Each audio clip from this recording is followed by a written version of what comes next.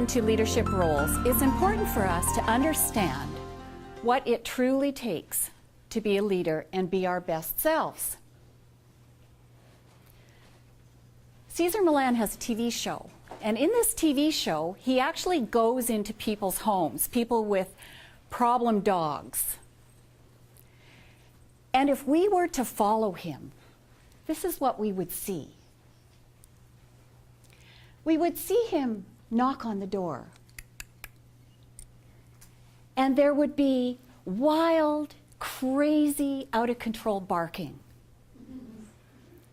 And Cesar wouldn't flinch. And then the door would open, and we would be hit with the smell of dog sweat and urine. And Cesar wouldn't flinch.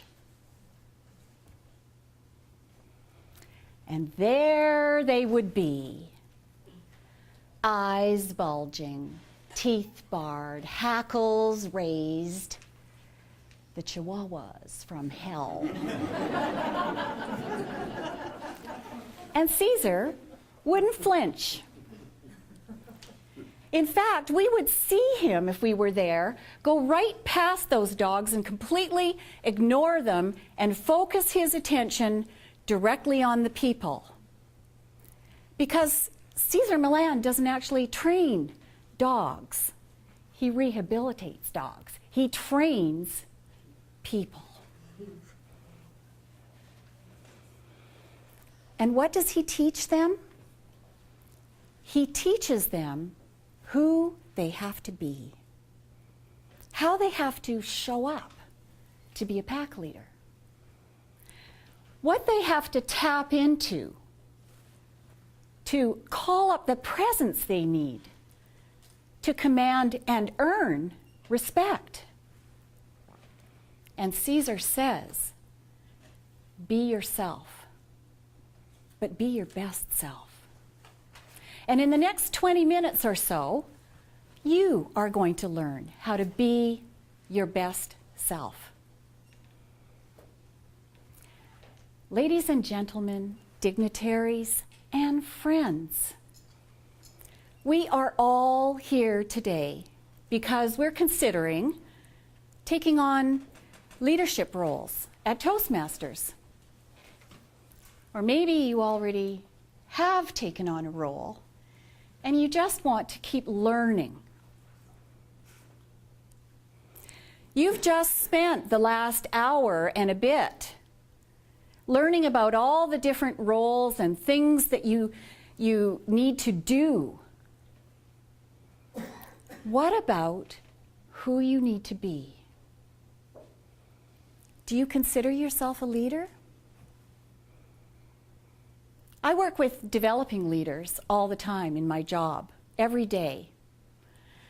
And I know ahead of time that I'm going to get asked, Kristin, do you think leaders are just born? And I say yes. Yes, I do.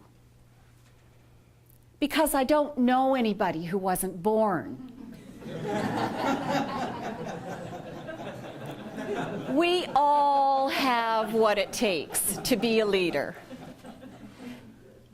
It's all in us.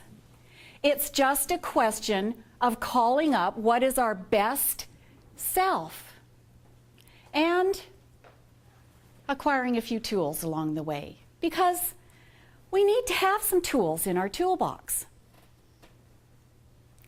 You already have a considerable toolbox. You might not know this yet. You started collecting tools in the sandbox as a kid, at play, with your friends, at school, and later on in relationships and in your jobs. Your toolbox is considerable already. Today, you are simply going to add one more. But it's a key tool. Like the ubiquitous screwdriver. And what toolbox doesn't have a screwdriver?